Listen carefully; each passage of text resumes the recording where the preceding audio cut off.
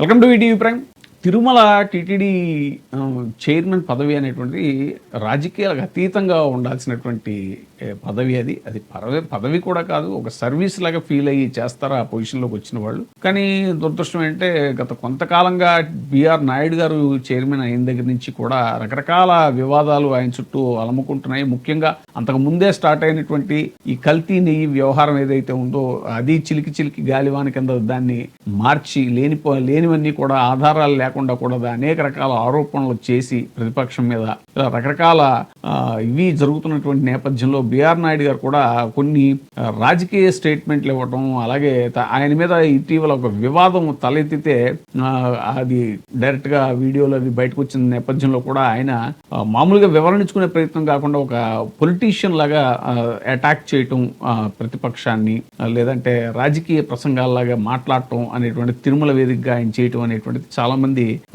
చాలా ఇబ్బంది పడ్డారు కూడా ఆ విషయంలో. సో ఈ సందర్భంలో ఏంటంటే ప్రతిదీ జగన్మోహన్ రెడ్డి గారి టార్గెట్ గా నడుస్తున్నటువంటి ఈ వ్యాఖ్యానాలు ఏవైతే ఉన్నాయో జగన్ నామస్మరణ లాగా అయిపోయింది, శ్రీవారి నామస్మరణ చేయాల్సిన చోట జగన్ నామస్మరణ లాగా అయిపోయింది అక్కడ టీటీడీలో పరిస్థితి అనేలాగా తాజాగా బిఆర్ నాయుడు గారు విమానంలో వెళ్తూ ఆయన ఒక వీడియో చూస్తున్నటువంటి ఇది మన ఆయన ఫోన్లో ఒక వీడియో చూస్తున్నటువంటి వీడియో బయటకు వచ్చింది.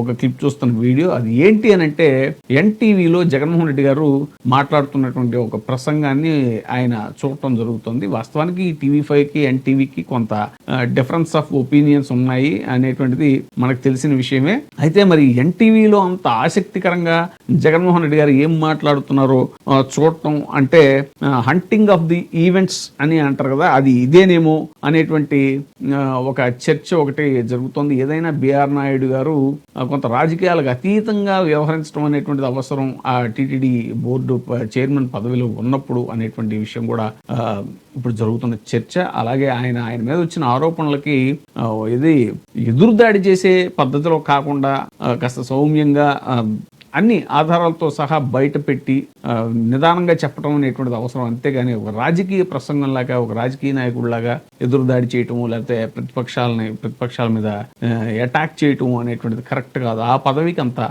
సముచితం కాదు అనేటువంటి డిస్కషన్ కూడా జరుగుతుంది.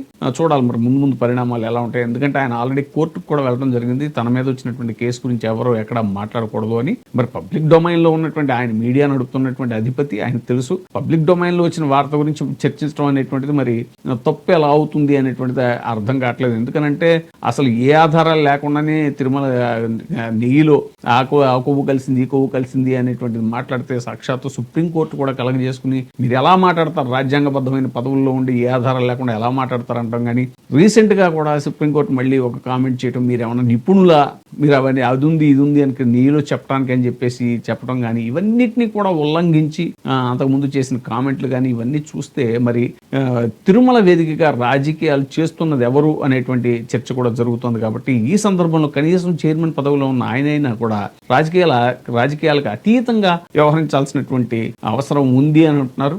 మరి ఆయన విమానంలో జగన్మోహన్ రెడ్డి గారి వీడియో చూడటంలోని ఆంతర్యం ఏమిటి అనేటువంటిది ఇంకా ఏం బయటికి రాలేదు. చూద్దాం ముందు పరిణామాలు ఎలా ఉంటాయి. ఇప్పుడే సబ్స్క్రైబ్ చేయండి, లైక్ చేయండి, షేర్ చేయండి. ఈటీవీ ప్రైమ్, మీ ఉత్తమాభిరుచుల సమ్మేళనం.